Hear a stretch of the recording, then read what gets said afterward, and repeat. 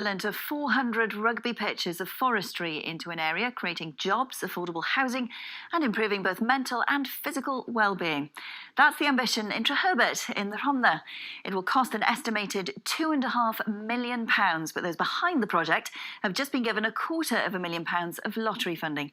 Our economics correspondent Sarah Dickens has been finding out more. When you think of the top of the Rhondda, is this what you think of? The trees were planted for the coal industry. That's gone. And now the community wants to take ownership of part of it, equal to 400 rugby pitches. This part of Wales is certainly changing. At a nearby cricket club, a group has come together to have fun, yes, but also to improve their physical and mental health. It's run by Martin, who also holds sessions in the woods, part of the land the community wants to take over. We do bushcraft, we do nature walks, we do all different sort of exercising. Then we've got community members who want to get involved as volunteers.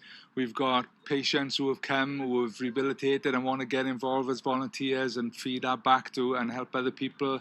You know, it's fantastic. And the bushcraft is also held for patients who are seriously ill from their mental health. They could have diagnosis of schizophrenia, psychosis, and it's the only time where they don't hear voices and they don't experience hallucinations and they really absorb the environment, and it's a time for relaxation and mindfulness. These are the woods on the hillside near Treherbert train station.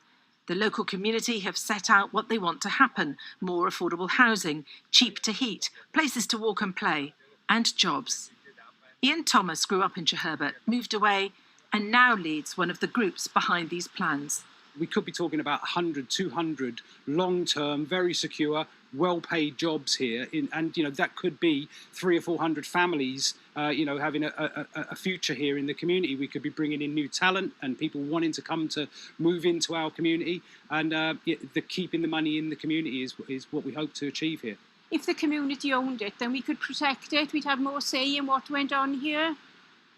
And I think after everything that we've been through in this area with the mines, lack of work, jobs have been taken away from us, this will be something that we can keep and protect. I think people are no longer willing just to sit back and wait for things to come to them. I think now is the time that people want to go out and take control themselves. Jobs are really important for people. They will always be important for people. And I think there could be a whole new economy in this area that's actually grown out of the natural resources on our doorstep. This marks a real change in mindset, apart from anything else. For decades, successive governments have tried to attract jobs to the top halves of the valleys. This, if you like, is the other way round. This is communities here wanting to get ownership of the land around them and create jobs for themselves. And the proposals are long-term. Rhondda Housing Association is supportive too, hoping that in the future it can build homes for Rhondda families out of Rhondda wood. The project's first hurdle is to own the lease to the land for the whole community. After that, they're confident much more money will follow.